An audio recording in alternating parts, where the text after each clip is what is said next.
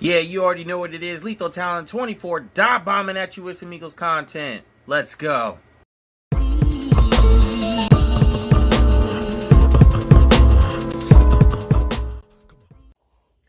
Yo, what up, fam? It's your boy Lethal Talent 24 coming at you with another video. Yo, guys, so this is going to be my score prediction video, how to beat the Cincinnati Bengals. And so let's just go ahead and dive bomb into this, man. Let's go ahead and do that. So, the key things in this game will be especially running the ball. Doug has to make an emphasis on running the ball, and I expect Miles Sanders to have a big game in this game against the Bengals, on the ground and in the air, you know what I'm saying? But especially or primarily on the ground. I just think that, especially with the Bengals and how they give up 5 yards per carry to opponents, we have to make an emphasis on running the ball, especially in the red zone. Opponents, you can see like the Cleveland Browns ran the ball in the red zone against the Bengals and they could not stop it. This is what we need to do, especially when we get into the red zone. We need to focus on the run more. And so Doug has to, he has to run the ball. He has to set the tone. You know what I'm saying? And if Geno Atkins, which he's been labeled out, and then you got Mike Daniels, who's got a growing issue, you know what I'm saying? The Bengals front has allowed 370 yards rushing in 2 games to their opponents. So they have to make sure that they exploit this. There's no excuses whatsoever if they do not do this. No excuses whatsoever. So they have to do this. This is a no-brainer. This is how you attack the Cincinnati Bengals, especially with Geno Atkins being out. You know what I'm saying? If Doug wants to move the ball through the air, he's going to have to do a better job of getting Carson out of the pocket, rolling him out, and have him making decisions to where he can throw to the wide receivers. He doesn't have to worry about his mechanics or whatnot. He can just throw on the run. That's where he is best at. You know what I'm saying? That is where Carson Wentz shines, is on the run. So you have to get him out of the pocket more, but not on first down or close to the red zone. Don't necessarily, if you're going to do that, have him go short. Just make sure that you have him to where he can make decisions. He doesn't have to worry about his shoddy mechanics right now.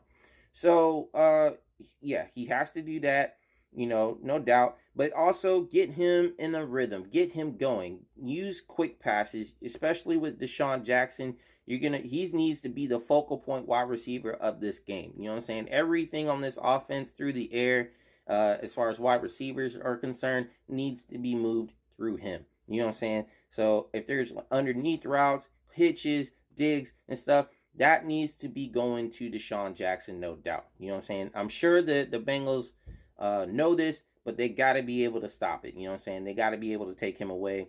And I don't necessarily know if they can do that because, when it comes to Darius Phillips, who's the cornerback of the Bengals, man, I don't know if he can handle D-Jax. So with D-Jax, you're going to have to take your shots downfield as well against Darius Phillips.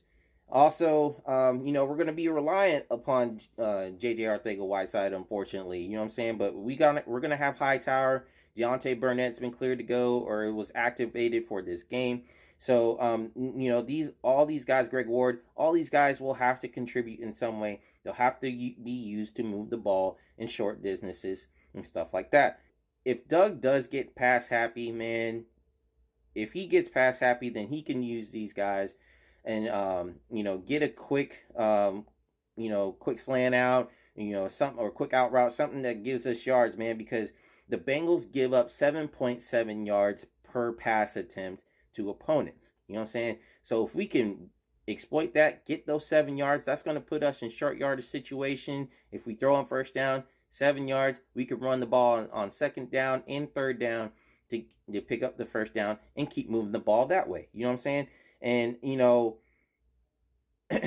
with these guys, they're cornerbacks of the Bengals, which is Darius Phillips, William Jackson, and Mackenzie Alexander, man. We're going to have to exploit. Mackenzie Alexander seems to be their weak link. You know what I'm saying? He's solid. He's a solid cornerback. He's a solid nickel cornerback. But we're going to have to take advantage of him underneath or in the middle of the field with Zach Ertz and Dallas Goedert as well. You know what I'm saying? So, this could just be one of a few ways to take advantage of the Bengals defense. Now, in order for us to really be effective, man, Carson has to be on point. That's it. That's period, point blank. He has to be on point. So if he's going to be in the pocket, which the Bengals defense loves for a quarterback to be in the pocket, that way they can get to him. They're kind of like us in that sense, so like a 3-4 version of us. So they want the quarterback in the pocket. But if Doug calls a play that causes Carson to be in a pocket, he's going to have it. His mechanic's going to have to be on point, man. His footwork, his release point, you know what I'm saying? His decision making, all of that's got to be quick, man. Because overall, his QB play is it's got to be great. And because if he's got it covered, man, the offense is going to be going, man, and that's really going to help us win this game. So he has to be on point there. Now with the defense, man, when the Bengals run the ball with Joe Mixon, he averages about 3.3 yards per carry. And the D-line, man, and the linebackers, they will just have to do a better job of stopping the run, man. They got to put pressure on Joe Burrow. Now, head coach Zach Taylor, he doesn't really roll Joe Burrow out, as much. So assuming that he doesn't in this game, man, the D-line will have to get after him. You know what I'm saying? They're going to have to attack him in the pocket. And and most likely the Bengals will try to counter this by trying to get the ball out quick. You know what I'm saying? So the corners will definitely have to do their best to take that away from Joe Burrow. You know what I'm saying? And make him hold on to the ball longer, which could cause, turnovers and stuff. So, I expect to see a lot of spread offense from the Bengals to try to spread us out, of course. So that means that basically for us, we're going to see more of Crayvon LeBlanc and possibly Trevor Williams if they decide to do this, man. So, and also I expect Jim Schwartz to use a lot more of a dime package in this game, considering they are going to spread us out. Now, if they do have, or in a run, single back, if they were running the ball or in 12 personnel or anything like that, the linebackers are going to be on the field. We're most likely going to be in our base packaged in. So the linebackers are going to have to step up. They're going to have to control the gaps, stop the run as well. And, if it's a pass play, they have to watch out for the tight end Uzmoa, who Joe Burrow loves to go to. You know what I'm saying? In a play against the Browns, they were able to score a touchdown. He runs down the field or whatnot, a little bit towards the sideline, scores a touchdown in the red zone. So they have to take him away as well. We have to take away his weapons. So, basically, Slay, Maddox, Nickel Roby-Coleman, LeBlanc, Williams, man, they're going to have a solid game. They're going to have to step up. And Slay and Maddox especially, they're going to have to take away. Slay's going to have to take away A.J. Green, and Maddox is going to have to take away Boyd. You know what I'm saying? Now, I expect the Cincinnati Bengals to occasionally switch it up and have Higgins on Maddox, considering how he struggles with bigger receivers and covering them. But I think a good way to counter this is to put Trevor Williams on him.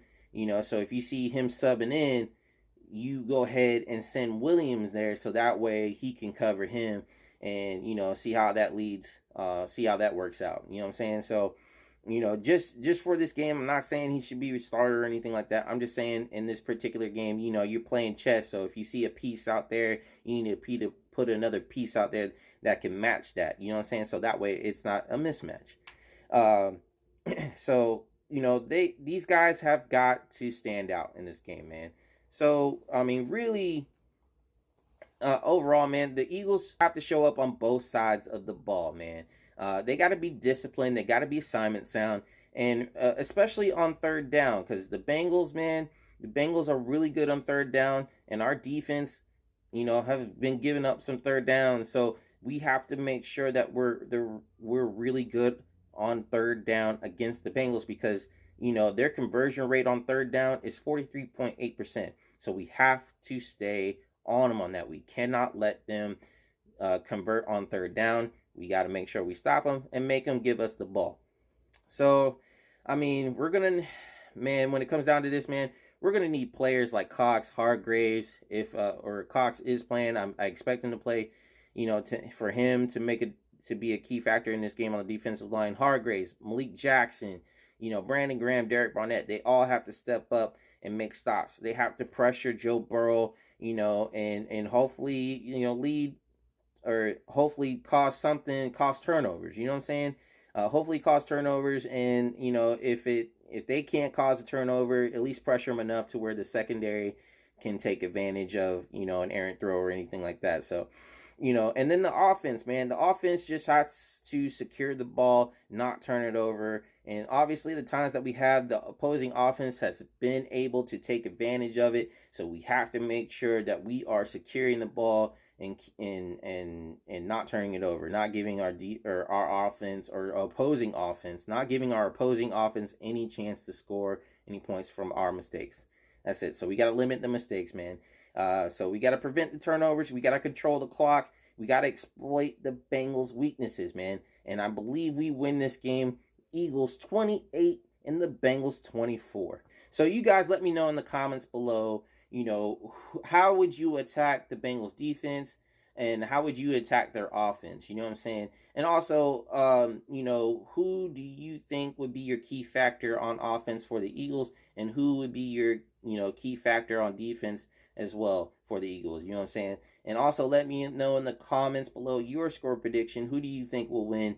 But other than that, guys, that's really all I got for this video. So thank you for tuning in. I appreciate it. You guys stay safe out there. Also, keep your talents sharp and go Birds. Let's go, baby. With everything going on, we're 0-2 right now. We need this win. So we gotta secure this win, man. We're in the division that we're in is still up for grabs, but I do not want to go 0-3. I know you don't want to either. So let's see how Sunday plays out.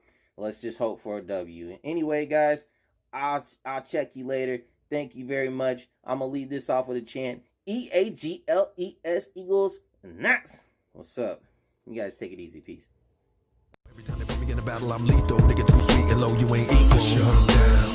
I shut 'em down.